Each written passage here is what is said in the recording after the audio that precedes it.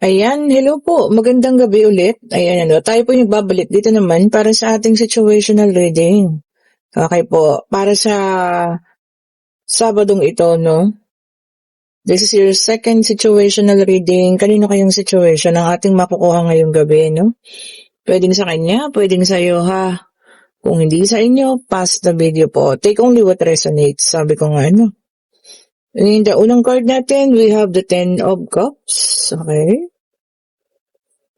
Ooh, ganda na. And we also have the Ten of Pentacles. Sorry po. And we have the Six of Swords. Okay. Ito naman, dalawa. And we have the Ten of Swords. We also have a Page of Pentacles. Ayan. We have the Two of Pentacles. Okay. Tingnan pa po natin, ano. Urungan natin yung ating, ayan, para magkasya po lahat, ano. Meron natin ang ating camera. We have the Ace of Cups.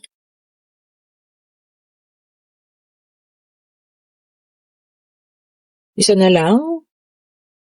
Ayun. And we also have the Four of Wands. Okay po, no? Dito sa ating situational reading, meron tayong nakikita rito na, alam mo yun, isang person. O yan, ha. Maaring ito po ay person mo, no? Person niya. Ayan. Na, alam mo yan, pilit na nakikibalita ng tungkol sa'yo. Ayan. Ang mahirap lang, hindi niya kinakaya po yung mga balita na nababalitaan niya tungkol sa'yo, ha? So, sa financial mo, nagiging stable, nagiging maayos, diba? Kumbaga, talagang totally, umalis ka na sa sitwasyon na kinalagyan mo, no? Maaaring nagkaroon kayo ng problema before financial, kaya kayo nagkaroon ng paghihiwalayan. This is also a painful ending, ha? Pwedeng mag-asawa ito, pwedeng mag-partner, kung ano man yung relationship niya before. Pwede rin yung family kayo na nasira dahil sa problema, financially, or kung ano pa man, yung mga dahilan. Pero yun, nababalitaan niya tungkol sa'yo na, alam mo yun, naging mas malakas ka. Bakit? Kasi nakakaya mo na ngayon yung sarili mong buhay. Ayan. Naibabalanse yung mga lahat. Meron kang panibagong buhay, panibagong pag-asa, no? You are financially stable. Okay?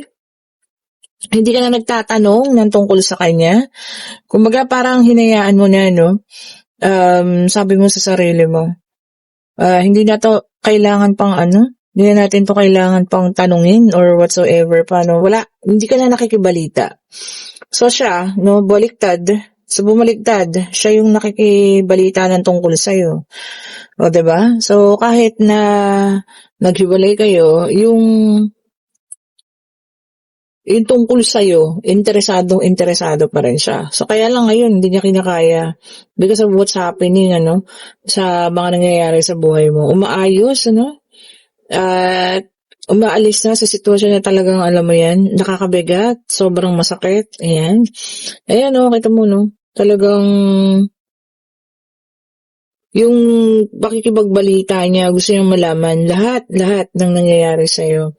Sad to say lang, hindi niya kayang tanggapin. O, di po ba? So, yun palang hindi mo pakikibalita, nag-stop ka na ng pagtatanong tungkol sa kanya and nag-focus ka sa sarili mong buhay. Yun pa lang, talagang alam mo yun, hindi niya nakakayanin yun. Kasi nagagawa mo ng umiti, talagang nagagawa mo ng maging masaya, without this person po. No, di ba naman? So, ayun, kung para sa inyo ang reading na to, so para sa akin, just continue, nandiyan ka na hindi po ba? Kumbaga, umaayos na bakit kailangan pa nating ano nga naman ngayon, kung nakikibalita sa inyo, di ba? Hayaan nyo lang siya. Sabi ko nga, di ba, like kong sinasabi yan, it's not your loss. Sa kanya po yun. Pinakawalan niya yung taong madiskarte, pinakawalan niya yung taong marunong sa buhay. So, hindi mo po yun kawalan, ha? Kawalan niya po yan. So, ngayon, yan na lang, ang ginagawa niya, nakikibalita tungkol sa inyo, sa iyo, na minsan hindi niya pa kinakaya. O, diba? Siguro nagkakaroon ng kalungkutan, diba? breakdown, o kung ano man po ha. Well, anyway, congratulations po sa pag-ayon ng kapalaran sa inyo. Uy, this is a King of Cups. Super emotional. O, ayun na nga. Nagiging emotional ang taong ito ha. Especially pag ikaw na yung nagiging topic. O, diba?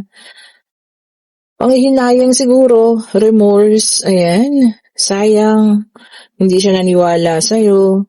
Diba? Hindi siya nagtiwala. Iniwanan ka.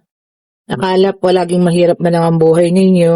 O ngayon, turning of events. Umikot na ang kapalaran. O, diba?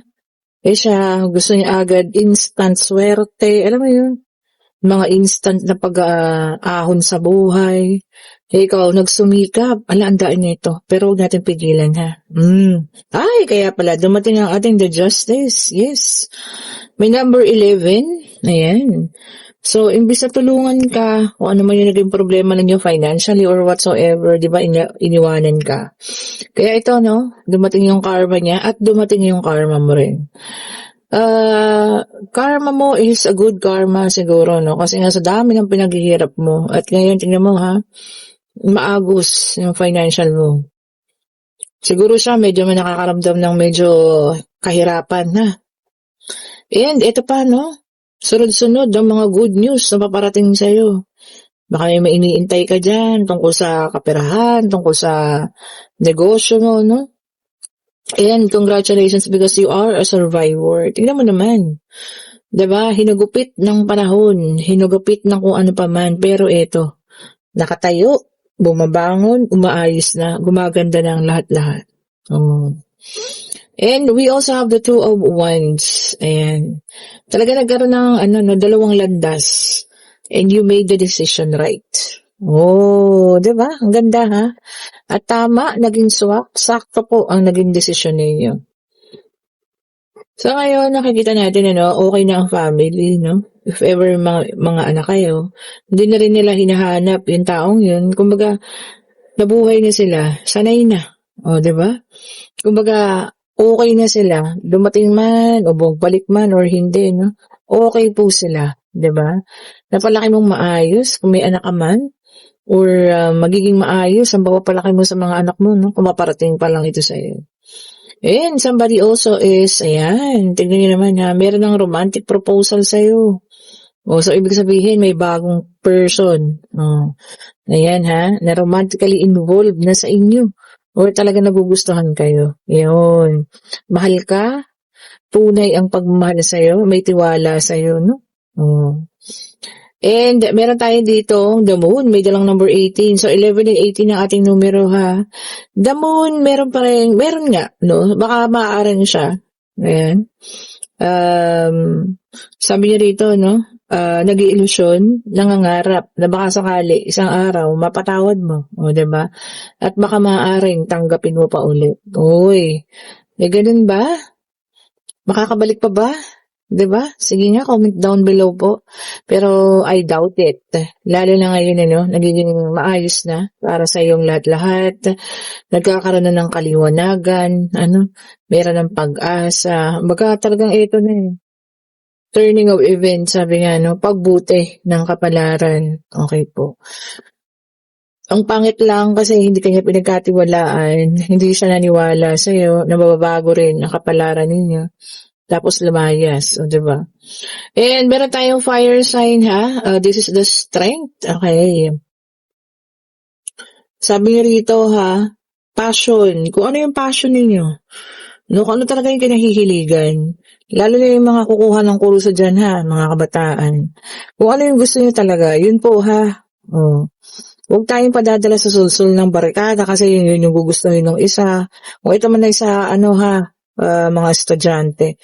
Tapos kasi yun yung gusto ng isa, gusto niya lang lahat. Diba? Kung ano yung passion ninyo, kasi diyan kayo magtatagumpay. Ibig sabihin, gusto niyo yung gagawin ninyo. Ganon din po sa pagtatrabaho, ha. Kung ano talaga yung passion niyo, yun ang sundin ninyo. Diba naman? Para maging matagumpay, successful. Kasi nga, alam mo yun, maganda nga yung kitaan, hindi mo namang gusto. Di ba po? At hindi gusto ng katawan mo.